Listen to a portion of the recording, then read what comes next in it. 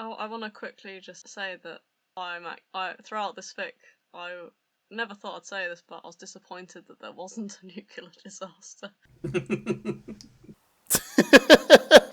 Nobody has ever said that about April the 26th, 1986 before.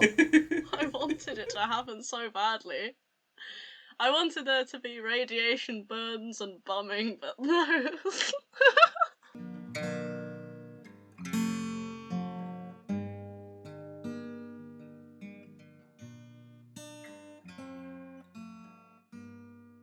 Hello, welcome back to the Shipping Forecast. I'm James, joining me is Nick. Hi. And Grace. Hello. And today we're going to pick up where we left off, and I'm going to review The Sound of Love. So, this is the main reason we ended up reviewing The Sound of Music last episode, and made some terrible geographical errors in that, but I think you pulled it off. I'm sure no one's going to notice. So, The Sound of Love is, as you can guess, is a crossover between The Sound of Music and Chernobyl. It is written by Yankee Tutor. You can read along with us in the show notes below. This is a Valeri and Boris fic, as you may have guessed, because they all are. And this was not racist, so we don't know if this is going to be explicit or not. I thought you said this wasn't racist, so we don't know if it was going to be explicit. It's also not racist. It's surprisingly race neutral. You don't know what country it's in. Apart from the fact that it's set in the Chernobyl universe, so logically it'll be the Ukraine. Maybe not. Or Russia. Maybe it's Russia. It is the US. In fact, Gorbachev showing up later on does kind of tell us where it is. So that gives it away. So you've probably already finished reading chapter 1 because it is only 5 lines long. Yeah. But it sets the scene. Valeri, he's in his lab, reading his notes, and then he suddenly realizes, oh no, he's late for the meeting at the Kremlin, and he dashes off, sort of like an anime high school girl, like grabbing his notes, running out of the door, sort of with toast in his mouth. You know, that kind of image. Oh god, only that he's going to the Kremlin. This mirrors the opening scene of The Sound of Music, where Maria is in Austria, in the mountains, spinning around, singing The Hills Are Alive, all of that stuff. You know, the iconic scene. The one on the cover. Instead of being out there singing, he's just sat in his lab, doing some reading. In that case, we can place this exactly because the Kremlin is in Moscow. Yes, we're in Moscow. We're in Moscow. Glad we got that established. Or he can run very fast. Just sort of imagining one of those, in those adventure movies where they're going from place to place and there's like a dotted line. Oh, yeah. Yes, he travels by map, straight there. There's just like a cartoon Legasov on like a map, leaving a dotted line behind him, just boom!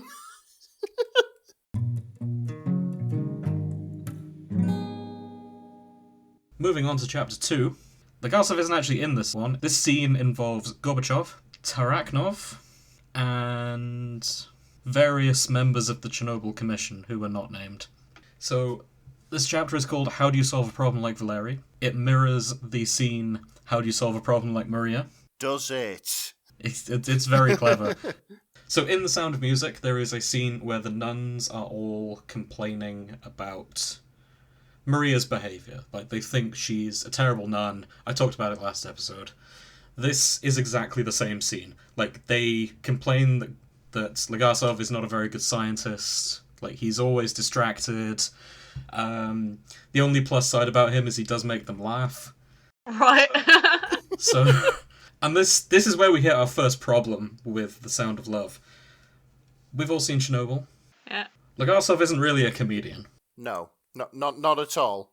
Like, he's a very deadpan He's a guy. very stressed man. He's understandably a very stressed man. There was a lot of pressure on Legasov. Like, that's not a criticism of him, but he was the doom and gloom guy in the room.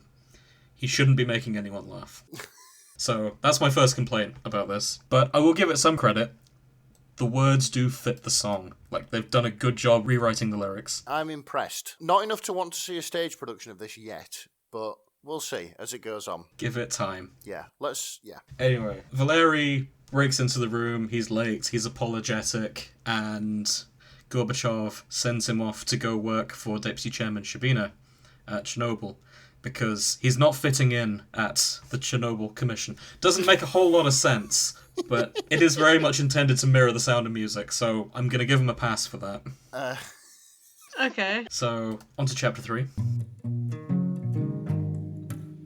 I Have Confidence in Me is another song from The Sound of Music. Bit of background, because I didn't talk about this in the last episode. There is sort of a montage of Maria travelling to go meet the captain, and it's her kind of hyping herself up, talking about how she's got, building her self-confidence. So I need to refresh my memory, and I'm going to ask Nicholas, who is Comrade Velikov? Hang on, let me just have a read. Do you know what? I am going to stick my neck on the line here and say that he might be an original character. I think you might be right, because upon Googling, I don't see a... Oh, hang on. No, wait a sec. From the Wikipedia page, Evgeny Pavlovich Velikov, spelt with a H between the K and the O, is a physicist and scientific leader in the Russian Federation. Ah, was he in the HBO show? He was not. I'm just spooling through. God, they've done some research. Yeah, in that case, I'm going to have to give The Sound of Love bonus points for reading around the show and adding in characters who weren't here. Yeah, it doesn't state that he was involved with the cleanup of Chernobyl, but to be honest, we can deduce that he's a scientist who lived in the USSR. I'm sure he was involved in some way in the cleanup. But he was, in 1988, he was named director of the Kurchatov Institute and chairman of the international program for the creation of a thermonuclear experimental tokamak reactor. So that fits quite nicely with how they've portrayed him in The Sound of Love, because he is Legasov's nemesis. And they use that word, he is the rival. Ah, yes, there it is.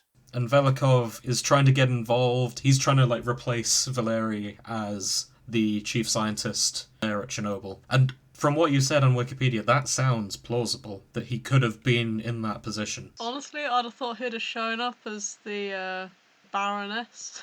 Yes, that's exactly the role he's going to become. Really? Yes. Oh, Yes. God.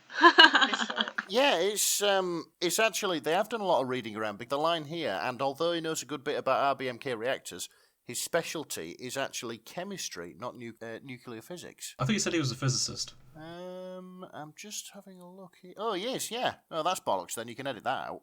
I'm not editing that out. Wait, Valeri is talking about himself, isn't he? Oh, is he? Valeri is not very confident about this assignment. He has He is. Oh, okay, so Nick was right. He was in an organic chemist. There it is. So they've done their research, because I don't think they even say what Valeri's specialty is in the show. He's just the science man.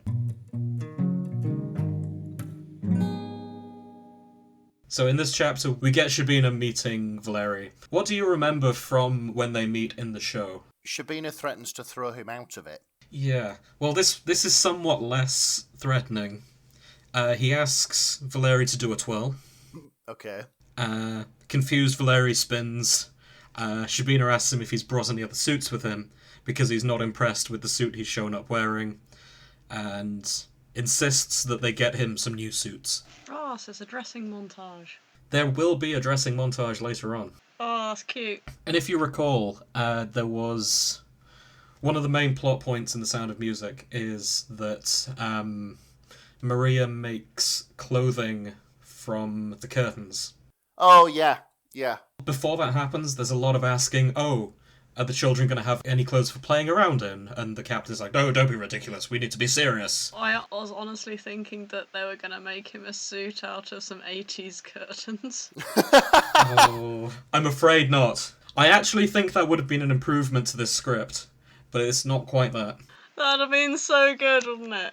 That horrible brown floral pattern. I'm going to assume that's what his suit looks like, to be honest. That kind of brown floral thing. It'll be what's on the inside, because, men's suits have to be plain on the outside and really ridiculous on the inside after. That's what all the best suits look like. They do, don't they? The duality in man. So that isn't quite the parallel they were going for on this. The parallel to the clothing is the face masks. So Valeri is asking, when are the soldiers going to get face masks for breathing? And, Shabina's not really impressed. He's like, oh, face mask? Why do they need face masks? Oh, God. Hang on. Do they make the face masks out of the curtains? Ah, please do. I'll get to that later. It's a yes, isn't it? I'll get to that later. In the meantime, we move away from The Sound of Music and to Chernobyl as the first actual proper references to Chernobyl show up. They talk about the graphite on the roof. Pikolov shows up. Fomin is here as well. Fomin and Brukhanov are here as well. Yeah. I'm not sure who their parallel is for The Sound of Music, but this scene very much just plays out as it does in Chernobyl.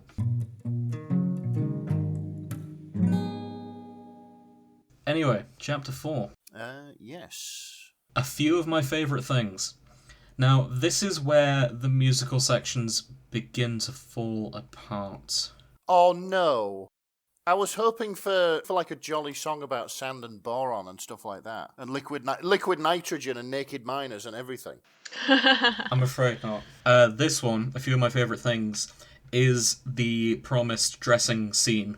Oh. Ah, hey. This is Valeri. He is in his room at the hotel, I think. Dragunov has brought him several new suits. And Valeri's kind of miffed because he's like, oh, you're not getting the guy's face masks, but you'll get me these new suits. And Dragunov's like, no, Shabina bought these himself for you. And Valeri's like, huh? This didn't come out of the Chernobyl budget? He's like, no, he got him these new suits. And Valeri's kind of shocked, like, he bought me clothes. And this is where the romance really starts to begin. Trunks and a vest hid nothing, what the fuck? Sorry, carry on. Yeah, so later on, Shabina comes in, and he's going to help him be fitted for the suits. And there's a very romantic description here. Well, there's a very erotic description here of Valeri, as he is still standing in his trunks and his vest when the door burst open, as Shabina just barges into his room. And then we get a scene where Shabina is fitting Valeri for a suit. I'm just going to read this section here. Valeri went bread. Even a decent suit did little to hide his chunkiness. Trunks and a vest hid nothing. His belly was barely covered by the worn-out vest, and his chunky ass was rather evident. Was that bit in The Sound of Music? This is the thing. This entire chapter is not in The Sound of Music. This is all the writer. Like it's a film from the 1960s. The Sound of Music isn't that sexual. Like, they smooch, they get married. It's very romantic. There are no scenes like this. The closest they get is they dance. The captain does not burst in on Maria, making herself something out of curtains while she's in the nip. Because that would be ungentlemanly. And if they're portraying Captain Von Trapp, in this case Shabina, as like a gentleman, then he wouldn't burst in on a woman while she was dressing. Exactly, especially in the 60s. Like, or in this case, a scientist. Yeah, who is like blushing this entire time as Boris's hands start feeling him up and like checking measurements and things. And then his pants slip and they both reach for it at the same time. Not quite. What a shame. This is how Soviet men fall in love. Oh god. That's a bold statement. It's all them helping each other pull their kegs up. So, Boris leaves. There isn't any pants being pulled down, anything that sexual. And Valeri goes to bed, because I assume this was late in the night. And there's a thunderstorm outside. This does happen in The Sound of Music. It goes slightly differently. Valeri, being scared of thunder, starts trying to think about his favourite things. It mentions the kittens and whiskers and packages. And then Valeri realises those aren't his favourite things anymore. Please read the line. Please read it. Oh my god. Please read the fucking line. This is comedy gold. I'm sorry, but it is. Valeri lay down on his bed and closed his eyes, singing the tune softly to himself. But somehow, kittens morphed into tall silver-haired men. Whiskers changed into light touches by sets of hands. And packages... And packages? He tried in vain not to picture Shabina's package.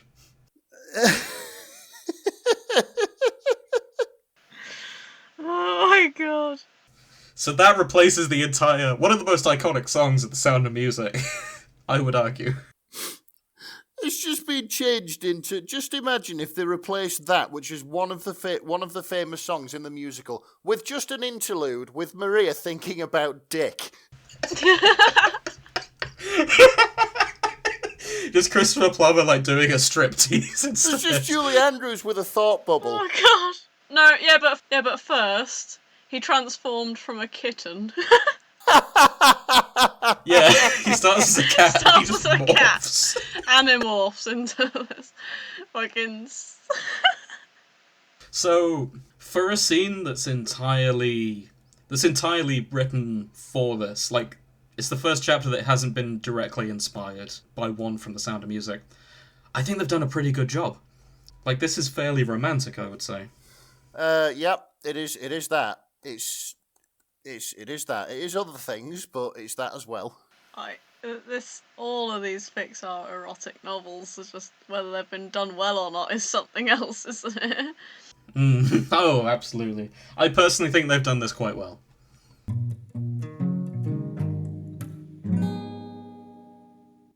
Okay. So, chapter 5 is called Hydrogen, Helium, Lithium. This scene is Valeri. He's out with the soldiers in the fields, which didn't happen in Chernobyl. Like, I assume he stayed behind, not a desk the whole time, but he wasn't, like, involved in the manual labour. Yeah, he was very much behind the lines directing. I mean, I suppose he'd do site visits and stuff like that to see what's going on and to... Okay, yeah. well, let's say he's doing a site visit here. And you know how Maria made dresses and clothing for the kids out of some tatty-old curtains. Well, in this, Valeri has taken his old suit and made 20 breathing masks out of it. Oh god, yeah. Fashioning face masks. And distributed it among the soldiers. Now, Nick, you can probably tell me how many soldiers were involved in the Chernobyl disaster as liquidators. Well, I don't know exactly the number of soldiers, but I know that the official... It absolutely wasn't 20, though. No. That's significantly less. That's it. The official sort of figures was around about 600,000 people were involved in the cleanup of Chernobyl. So 20 masks is not going very far. Maybe they shared them. Oh god, what? I would like to point something out, though, and you're going to see why I pointed this out. I'll just read this line. The next day, he donned a pair of fatigues and hung his mask around his neck. One of Boris's new suits wouldn't do for this outing. He joined Pikolov in a jeep as the group headed out. Yeah? He's gonna pick out the jeep. Yes. Oh, of course you are. Yeah. Yes, I am. Because this is how... Nick. Are they not called jeeps? This is how wrong this is, right? It's the middle of the 1980s. It's the height of the Cold War, okay? Jeep is a square-jawed, freedom-loving American company. They wouldn't have been in a Jeep. I'm defending the author here on this, and I think Grace will agree with me on this. Jeep, to me, it's not a make of a car so much as a genre of a car. Then say 4x4. Jeep sounds like something Valeri would say, if he could access a Jeep, if they were available in the USSR. I don't know. I'm willing to give them a pass on the lack of car knowledge. Actually, would have been, since these were army Jeeps, I think it would have been a UAZ. Oh god. So Yankee Tutor, if you're listening to this, you do not lose points for not knowing the car knowledge. No, agreed. Right, yeah, let's carry on. So they head out into the fields, and so the parallel in The Sound of Music for this scene is when she teaches them the doe, a deer, a female deer, all that bit. Oh, fucking Which hell. is teaching them, like, the elements of music. Oh. And in this... It's not going to be the elements of music, is it? It's going to be the elements of something else. It is. It's they sing the periodic table. Oh, really? Yes. Not very well, but again, credit to the author. It's very hard to make a song with the periodic elements without getting sued by Tom Lehrer. Yeah, that's true. So, yeah. But they do that, especially getting it to fit to doe, a deer, a female deer, all that stuff. That's it. I mean, I would be well impressed if they wrote like a full thing. They've used the word Jeep twice again. Don't tell Nick. Shh. They only say Jeep once. No, they say they just exited the Jeep when the peasants returned. They were allowed a bunch. Nick doesn't need and to several know. hung off their Jeeps as they pulled up. You're welcome.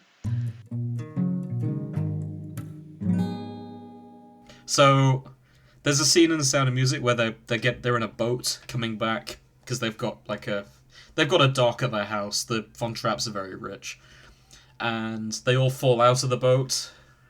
And in this scene, it's them falling out of the Jeep, or at least it's Valeri falling out of the Jeep.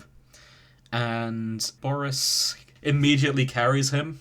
He's just, oh no, you've hurt your wrist. So he carries him. What, because he hurt his wrist? Not his ankle. Not his leg, not his foot. His wrist. Yep. What a gentleman. That's the romance. I guess that's the romance. Here we are. Yeah, this is the romance coming in, because, yeah, Boris is concerned about Valeri. He's like, oh, you hurt your wrist. And he notices the cloth masks. He's like, oh, he admits, oh yeah, I used my suits to make them. And Boris just sighs and goes, whatever am I going to do with you, Valera? And then smooth jazz starts playing again, and...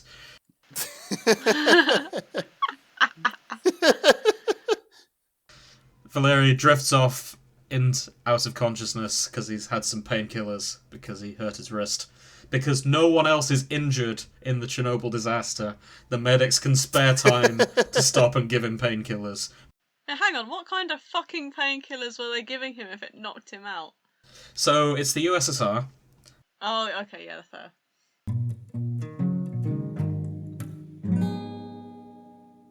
So, Chapter 6, The Metamorphosis of Boris Sherbina. This is when Boris starts to see that Valeri kind of has a point of how to treat the soldiers. Valeri's smoking in bed still. But apparently that's very difficult because it's his right wrist that was broken. Oh, it's broken. He hasn't just hurt it. Yeah. That makes more sense. I think I'd be on the floor if I broke my wrist. Well, he doesn't make a big deal of it in the last chapter, but... Let's face it, he got carried because he was knocked out on vodka. That's why. It was the painkillers that knocked him out. So yeah, Boris is visiting him whenever he can, like making sure he's okay. Because neither of them are particularly busy men. Like, there's nothing they need to be in charge of right now. Not. The nuclear reactor can wait. There's a blossoming romance happening. So, this is kind of the sad flashback about Boris Sherbina. Boris had a son, I think? I'll be honest, I skimmed over this chapter. There was a young man who Boris particularly looked after, much as he would have with a son. Yeah, so this is why Boris is so sad and grumpy. There was one of the soldiers he particularly liked, and he was killed during a test exercise. And he's been a bitter old man ever since. Aww. Valeri has kind of opened him up and kind of warmed him up, I suppose. So this establishes that Boris isn't just gay for Valeri. Like, he was kind of... There was a soldier he was attached to as well. Okay. Okay. But it says as would a son, though. Oh, okay. I was going to say, you don't fuck your son. That would be weird. Today's top tip on the shipping forecast. Don't fuck your son.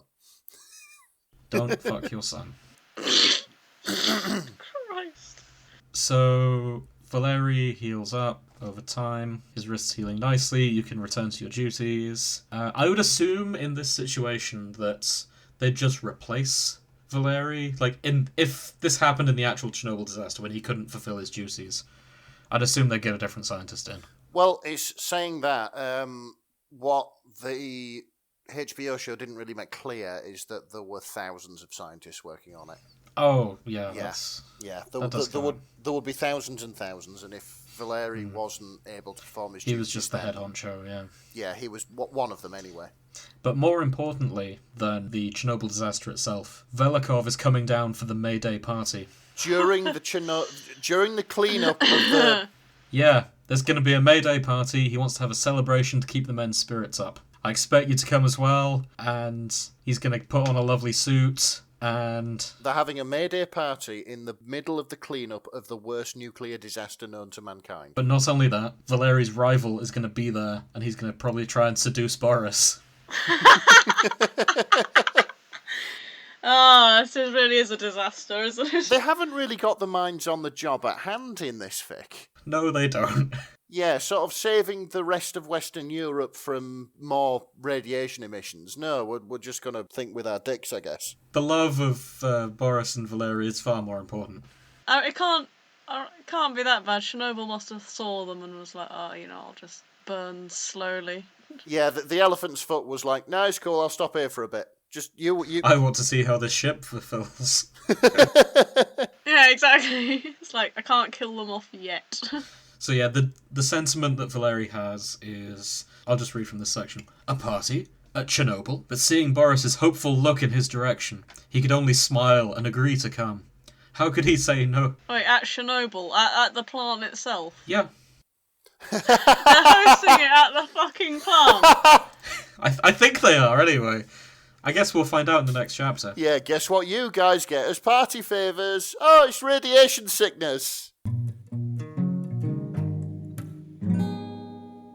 Boris is trying to convince Valeri to dance at this as well. Oh, fucking hell. Here you go. So I want to read this line as well. I'll come, Boris, but I won't dance. That would be a disaster only slightly less worse than Chernobyl itself. Wow. Ah, fucking hell. And Boris responds, Oh, but I did so hope to show you one of my native Ukrainian dances, Valera. No matter. Maybe I'll show Velikov instead. The last line was said teasingly, and produced the desired effect Boris had been hoping for. What a cunt! Oh, no, you will not, he shouted, eyes flashing. You'll show me, not him, but I'm warning you, it won't be pretty. There's mind games going on here. I think Valeri would be better off with someone else. Oh, but they're so cute together. Plot twist, him and Velikov get together.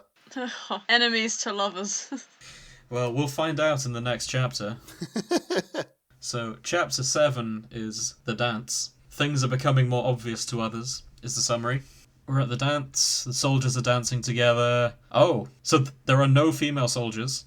Of course there's no fucking females. Well, sometimes they like to retcon women soldiers in. Or they could bring their partners, but no, it's all just boy on boy dancing. So it doesn't look as strange when Valeri and Boris dance together later on. So Boris is entertaining various apparatchiks from Moscow. So I'm assuming the bigwigs. Yeah. I'm curious what kind of dances they're doing at an all-male, all-military May Day party. They said it was traditional folk dancing, didn't they? Ukrainian. It's obvious they're Russian, they're in the military, of course they're Cossack dancing. Oh, yeah. So with the Sound of Music, it's all like ballroom dancing. No, they're just Cossack dancing. Yeah, I can imagine that. Okay, so there's not a lot I need to say about this chapter. There's a lot of romance. The two of them dance. They very nearly kiss. Ooh. Their lips so close to touching that Valeri found himself wishing Boris would miscalculate just once. He longed to feel He longed to feel Boris's lips pressed against his, and couldn't care less what the other partygoers might think. Getting a bit flustered there, Jim. In all seriousness, this is quite well written romance, as far as what we've read on this show. Yeah, ryzed. So they dance, they split off. I'm not sure I'm going to pronounce his name correctly, but Ryzhkov? R-Y-Z-H-K-O-V. Ryzhkov? Yeah, I'd say Ryzhkov. Anybody who wants to correct us, then, yeah, send us an email with a voice clip. Who later on becomes the president of the Soviet Union, by the way, upon Googling him. Really? Oh, what's he doing there? Well, there are some bigwigs at this party. So, future president of the Soviet Union comes up to Valeri and goes, Well, it seems like our deputy chairman has taken quite a liking to you, Legasov. So he's kind of playing the role of gossipy high school girl who has come over to ask what the beef is between the two of them. Again, a man who later becomes the president of the Soviet Union. Oh God, this is beautiful. Honestly, this is amazing. It's like the fate of Western Europe is in these people's hands, and they're having dances and getting into relationships and walking over to the mates and going, hey, hey. Hey, he likes you. Oh, I can tell he likes you. Yeah. Hello, what's all this then? So I never thought I'd say this, but reading this made watching The Sound of Music worth it. Really? Yeah. I suppose you can get the references now. Yeah, I don't think I'd have enjoyed this without the references. But upon doing all this gossiping, Valeri, he's blushing, he finds it kind of awkward, so he leaves Boris a note and then packs his bags and tries to find a soldier to take him home, because he doesn't want this romance, it's too embarrassing, the face of the world can wait, someone else can do this job. This mirrors a scene in The Sound of Music where Maria leaves a note and decides to leave. I'm sorry. It's just got to the stage where it's got too much for him, so he's thrown a Benny and fucked off home. Yeah, like the face of Europe can wait. He doesn't want to confront his emotions and his love for Boris, so... Nuclear disaster in his stride. Boris, on the other hand. I can't be dealing. Fuck this, I'm off home.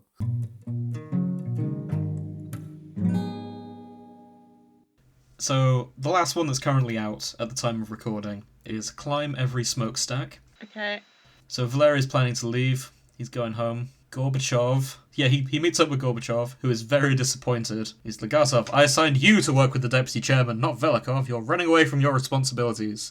Yeah, damn right. What the fuck do you think you're doing? But the deputy chairman obviously prefers to work with Velikov. Valeri felt despair rise up within him. This isn't Soviet Russia. No, it's not. Yeah, Valeri Legasov doing this would have been executed by firing squad. True. But it fits the Sound of Music, though. I like how he's sort of like the aggressive bestie. Just be like, no, you've got to go back. Get your man. Thank you, Gorbachev, you're so cool. And then he goes off again. It's like, you're welcome. That's kind of what it is. Like, Gorbachev just goes, I don't know what's going on between you and Shabina, but you need to work together and, like, deal with the Chernobyl crisis. Valeri walked out slowly. He wondered if the end would be when Chernobyl's crisis was resolved, or would it come when Boris and he succumbed to the radiation slowly killing them. So this is the first mention of radiation. 9 chapters in. Yeah. Yeah. This is the first time we've acknowledged there is a leaking reactor. That's the first time they've acknowledged the main danger in the Chernobyl nuclear disaster. Which they just had a party at. And invited the future president of Russia to. Oh my god. Hang on a minute. Yeah, I'm reading one of the lines. One night an impromptu dance broke out around the tents after the workday. Who are these people and why are they fucking about? Well, Valeri obviously brought a feeling of joy to this party, and now the soldiers are all happy. No, they're all drunk. All day, every day. Well, and happy. Like, they can be the same thing. So this chapter then cuts to Boris, having found the note that Valeri said he's left. And Boris is, needless to say, quite depressed, because he spent all this money on suits, on this guy, and this guy's just bailed. Is that why he's depressed? No, that's me assigning. Oh, is that like He's depressed because Valeri has left. Right. And he didn't even say goodbye. So, there's a line here. Boris knew he should be in his hotel room, away from the radiation as much as possible. But he didn't care. Valeri had left him. So, he's so sad by this breakup, he is standing closer to the reactor core. That's this is getting a bit too Romeo and Juliet. This is just sad, man. Yeah, it's literally. It is kind of sad. Not as in weepy sad, just sad. We've all had rough breakups. Yeah, but who the fuck stands by a reactor core and feels sorry for themselves? Well, clearly this reactor isn't as dangerous as the real-world Chernobyl disaster. Because they just had a party. Oh, God. This doesn't end on a sad note. Valeri returns to Chernobyl. Well, he returned in a jeep, though. There's a big bear hug. He arrives in his stolen, decadent capitalist jeep. A bear hug. Good old Soviet bear hug. I'm really sorry, but I've got this brilliant mental image of Valeri Legasov turning up in like a lifted Jeep with the stars and stripes on the bonnet, blasting "America, fuck yeah" from the speakers. Oh.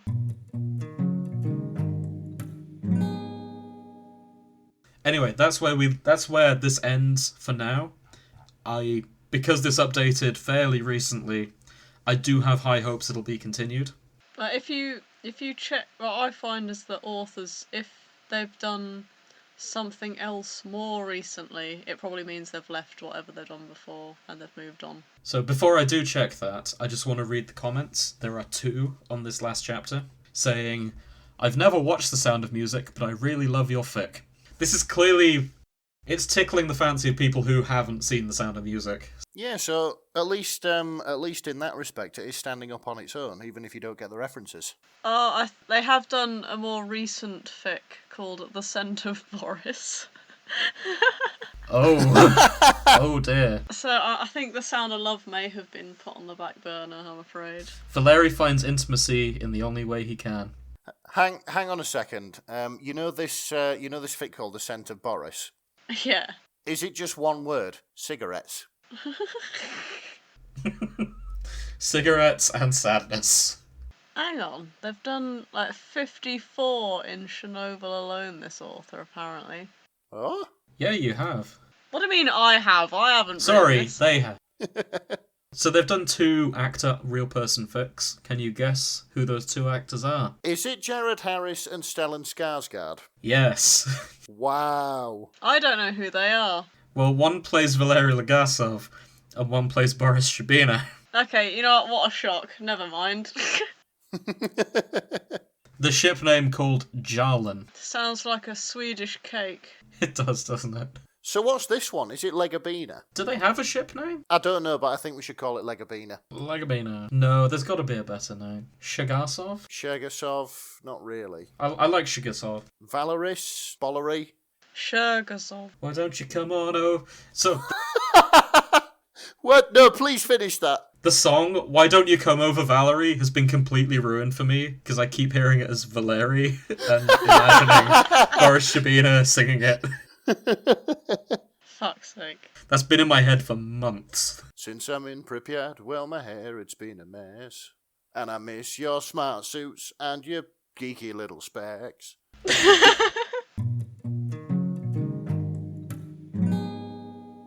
Okay, so, ratings. For romance, I think I rate this a 5 out of 5. Oh, I don't. I think it's very fluffy, and I think the chemistry works. At least it's fairly good. Oh, what about Boris and his bloody mind games trying to make him jealous, though? I don't think that's pretty kosher. I think it's underhanded, really, isn't it? Oh, I suppose. I took that more as like a flirty, like trying to make him slightly jealous thing. Even, that's just mind games, though, isn't it?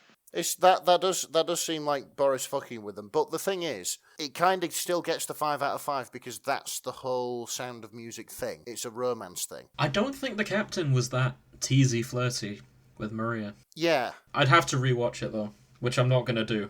That was kind of the for me anyway, who's read the plot of The Sound of Music and listened to Jim explain it. It seems like the Sound of Music romance is kind of its thing. It's like a romantic thing. Yeah, it's definitely about the romance first and the music second. Yeah, that's it. And the Nazis third. Like, the Nazis are just incidental. And that's part of the reason I hope Yankee Tutor continues this fic, because I'm curious how the Nazis are going to play into this. Oh, imagine if it were Americans. Maybe the Nazis are the radiation. Maybe. I definitely think the performance at the end of The Sound of Music will be the presentation that Legasov actually did in real life. Oh, what causes a nuclear reactor to explode? Yeah, I think that'll... And he'll somehow disappear during that, and the KGB will have to chase him down. But he's already fled. And the KGB... It'll be the KGB! The Nazis will be the KGB, that's what it'll be. Yeah, okay, it's definitely going to be the KGB then. I look forward to reading that, though, even though we've probably guessed the plot. I really want to read that. Yeah, that'd be good. Please continue this fic. I have to see it through. And I mean that in a more positive way than the last fic we covered, because This isn't about closure, this is about enjoyment. Yeah, that's agreed. I mean, it was one of the best episodes in the series. That one, episode 5 with the courtroom drama. So yeah, I'd like to see that as well. So this is where I hit the negative points in this review when I talk about how canon it is. I think I have to give this a 0 out of 5. Because this isn't an episode about The Sound of Music, it is an episode about Chernobyl. And yeah, they act as if the disaster hasn't even happened. They have a party during it. And so this is something that I think might piss off a few listeners if they do ship Valeri and Shabina. One of the things I'd like to look for in canon is it's not just does the plot fit, it's also do the characters behave like the characters. And this isn't just something for this fic, it's something we've seen in a lot of them.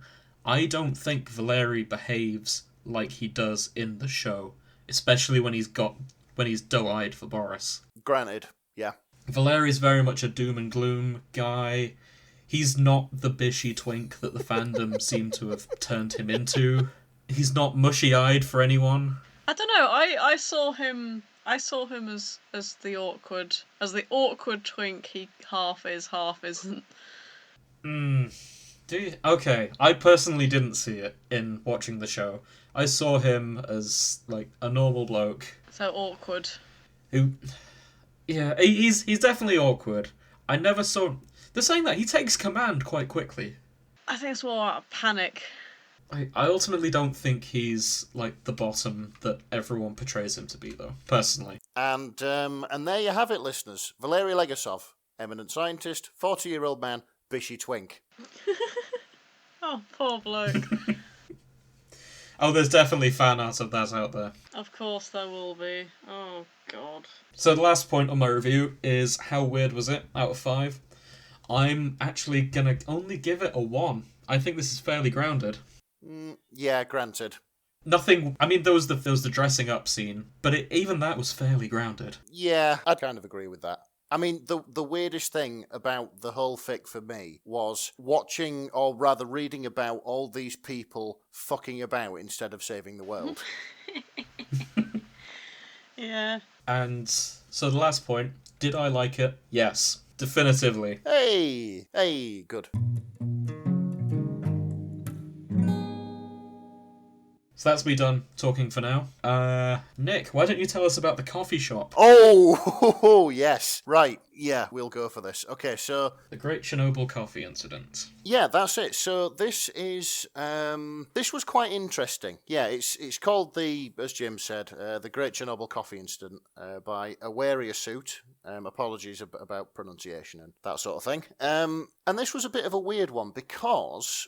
it was my first crack fic, I think. I think it is. Honestly, I was expecting, like, the worst and most depraved the internet could throw at me, because I didn't really understand what a crack fic was. This, I was expecting, like, I don't know, sodomy and tentacles and all the rest of the things you find on the internet. But, anyway, it's what it is, and apparently this is quite a prevalent thing on this website, according to the tags. But it's an alternative universe where the characters work in a coffee shop. Okay. Very prolific alternate universe standard format. Yeah. Oh, does this happen often? Oh, I'm pretty sure it's not considered a fandom until you have at least one coffee shop AU somewhere. Oh, right. Okay, we'll keep an eye out for these. So, yeah, sort of starting with the summary, there is nothing sane about Chernobyl coffee shop. What happened there, what happened after, even the good coffee we made, all of it, madness. Now illustrated. Now illustrated, yes. Yes, there is a comic on the second page, having skimmed ahead. Who's done this? Have you... So this was done by an author called Plastic Art. Yeah, it's I will say before we start this, just read it. I'll get to why at the end, but anyway. So we will start at the very beginning, because that's the best place to start, obviously. And anyway, it is set in Chernobyl coffee shop number 4. Okay, just like the reactor. Yes, which apparently started operation on December the 20th, 1983. And on the last day of that year, Viktor Brukhanov signed the plans off and celebrated by buying himself a cake. Yeah, that's fair. But the certificate and the cake was a lie. Oh, the cake was a lie. Oh, God. Oh, Portal reference. There we go. Man, that takes me back. The good days of the internet. Alright, old man, come on. Back to it. Okay, so, cut to our old friends Toptonov and Akimov. Not ninjas this time. Not ninjas this time. Baristas. They are discussing the upcoming safety test that they're doing on the coffee grinder. The coffee grinder rundown test. Here's a line. Akimov, it's fine. We take the grinder down to 700 rotations per minute, hold it there, and the rest is up to Stolyachuk and Kirchenbaum. But he pauses. Dyatlov is going to be supervising. I'm more of a tea drinker, and I think that's the general consensus for this group of the three of us. Yeah. Grinders don't normally go at 700 rotations per minute, do they? So, yeah, I asked my good friend, who is a barista, what the fuck, if they do safety tests on their grinders, and do they measure it in 700 rotations per minute or not? Apparently, I'm shocked to say this, but with dangerous equipment like grinders, they do not run safety tests on them in this country. That's something to watch out for next time you're in a Starbucks. It's a health and safety nightmare, goddammit! You need to see what happens when you take it to 700. So, it's this fic as well. It hasn't escaped the shipping, so don't worry about that. As evidence in this line, said by Akimov, don't worry, we'll do it together, Akimov reassures him, because that's what he does and who he is. The best and best-looking shift leader ever in Toptonov's eyes. Oh. Ah, Christ. This is definitely a more wholesome relationship for these two than what we read in Suspenders. Yeah. It's honestly, and this is coming from a straight man, these two are fucking adorable.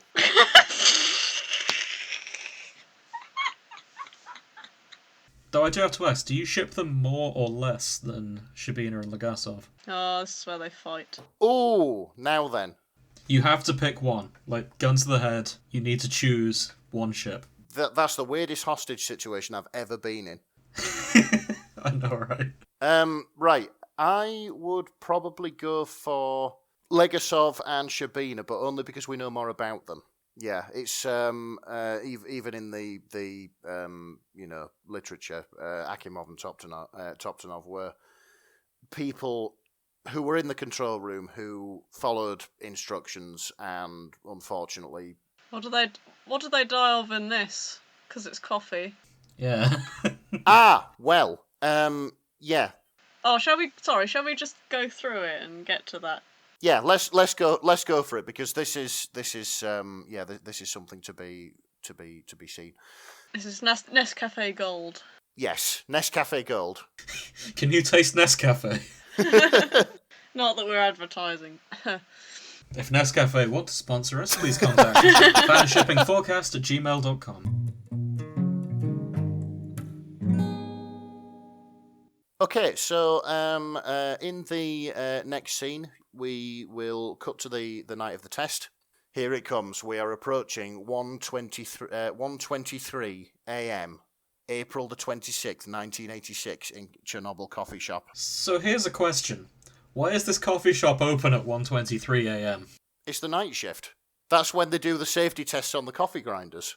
Who is buying coffee at 1 o'clock in the morning? People who have lunch at 1 o'clock in the morning. Not everyone goes to work at 10 and comes back at 6, James. Some of us get up in the morning. At 1 a.m.? Yes, I've been at work at 1 a.m. before. I've been working at 1 a.m. You shouldn't be.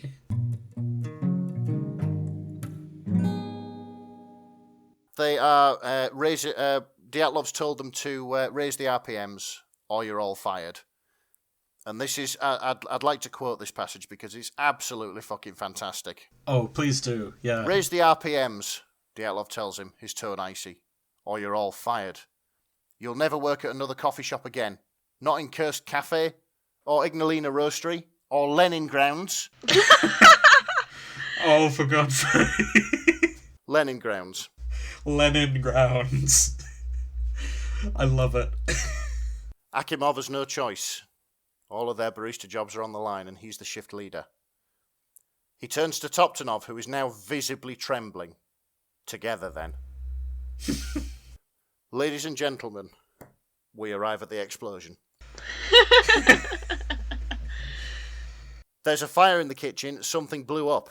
So Dyatlov thinks of an explanation. And finally, he comes up with one. The kitchen, the cappuccino system tank, milk.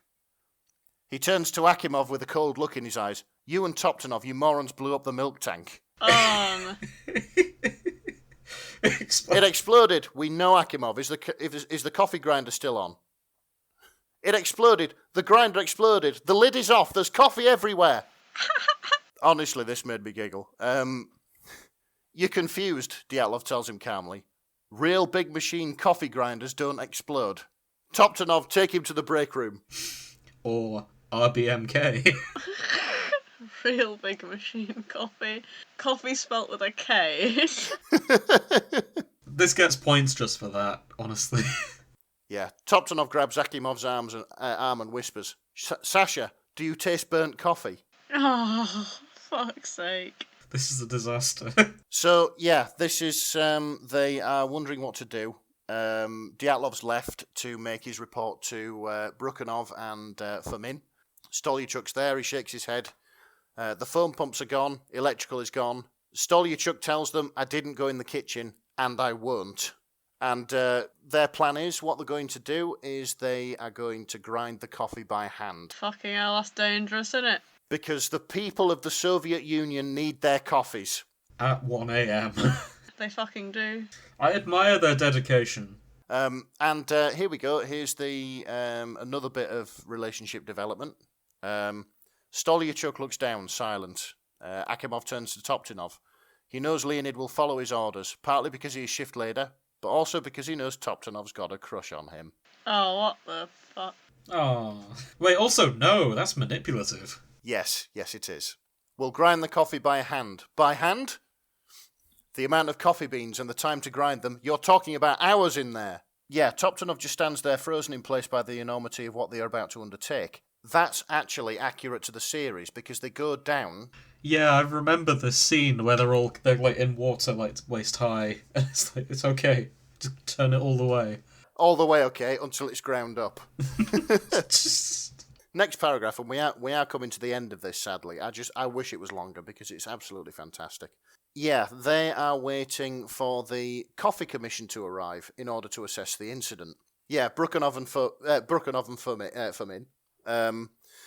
Shabina is a bureaucrat, as stupid as he is pig-headed. We'll tell him the truth in simplest terms, which again is accurate to the series. That's a quote from the series. They've brought him in a helicopter to come look at this coffee disaster. To come look at this coffee disaster, they have laid on a helicopter for Shabina. Legasov is there too. Yeah, Legasov is here too, yeah. Can you do your best Sabina voice for this as well?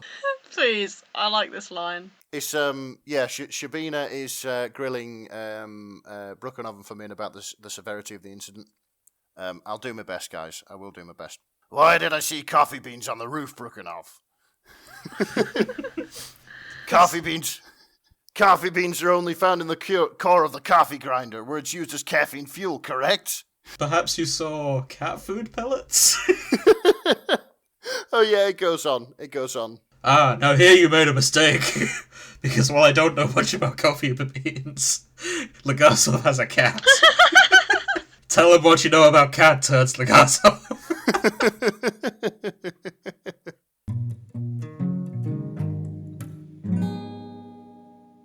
So, last scene, I think. Yep, last scene. Sometime later, customers are starting to trickle in. So, They've got everything working again. The crisis is over. Everybody lives. There's no radiation. Just coffee everywhere. Dyatlov's been ordered by Brukhanov to work the registers, which he's less than happy about by the sounds of things. What are you waiting for, Legasov? Tell me your order. For God's sake, Dyatlov, Brukhanov chastises him. That's terrible customer service. So I'm just going to read this last paragraph as it is because it's just good. Legasov's tying up the queue. He wants something. He wags his finger at Shabina, queue behind Legasov. She wants something. He points to Komyuk, queue behind the other two. Let him order, Shabina growls, with an evil grin in his eye. Nobody messes with Valeri, except him. Even the ships that aren't Boris and Valeri together have a bit of that in them. God. Yeah. Just then, Akimov and Toptonov finish connecting the backup coffee grinder and it starts up extremely loudly. What is the cost of ice? Legasov yells over the noise. Coffee. Oh, that was good. I enjoyed that. I had so much fun reading that. It was good. It was brilliant. And just skimming the comments, and yeah, a lot of people are arguing that a fandom isn't real till they've got a coffee AU. Oh really? They're backing up what I've said? So I think this may be something we need to do for every fandom we explore. Find a coffee shop AU. Find the coffee AU, if there is one. I'm up for that. We'll make that a standard thing. So let's hear your ratings, Nick. How romantic did you find this? I'm going to say a 3. Reason being was because it wasn't. I mean, there was romance in it, of course, because this is the shipping forecast, and if there's no romance, then we're doing something wrong. We're reading the wrong fic. So it was more about the events and what went on and what people did. Much pure handling of the disaster as opposed to... Oh yeah, actually, yeah, they're fucking about a lot less than your characters, Jim. Yeah, they definitely. This is more faithful to Chernobyl. The baristas were far more efficient than the nuclear power plant staff. So, are you saying this will be a 4 or a 5 for you on canon ratings? Well, the thing is, it's not canon at all because it's set in a coffee shop. However, because it was, they sort of melded the events of that fateful night in 1986 so seamlessly into the coffee shop setting, I'm going to give it a 3.6. I think if you say it's an AU, we shouldn't necessarily take points away if it's a different setting, as long as everything's faithful in terms of characters. But it's up to you. Yeah, hence why it's a 3.6. I knew you'd get it in there somewhere. Not again. How weird did you find it? If you were willing to suspend your disbelief of the entire staff of a nuclear power plant going into a coffee shop at 1 o'clock in the morning to run a safety test on a coffee grinder, an appliance which doesn't really need a safety test, I'd give it a 4. Yeah, that's fair. It's definitely the weirdest we've read so far. No, that's not the weirdest we've read so far. Oh no, that's not true, is it? No, I apologise. Suspenders was a lot stranger than this. Yeah, Suspenders was just it was all so normal, and then it went batshit. I think that fic changed me somewhere in my psyche. I don't know. It's just. I think the world. I'd open the curtains and the sun isn't as bright as it used to be. Oh boy. So, last point. Did you like it? Yes. I really had a lot of fun with this fic. And I mean I've got to give props to the author. You've written something which I wasn't expecting to find. But apparently is the standard for fandoms that everyone has one. Yeah. Well, I'm glad we can end this on a happy note. So that's it for this week. Next week we'll be covering the other fic you read, the Soviet space program. Yeah, the title of that is And Between the Motions That Trembling Tender Little Sigh. Who's it by? Mozart King. So, yeah, that's it for us. Join us next time, and hopefully I won't have to make any more dramatic edits. We all know that's not going to happen, or rather that will happen often. Oh, we'll see. But yeah, good night. Good night. Good night.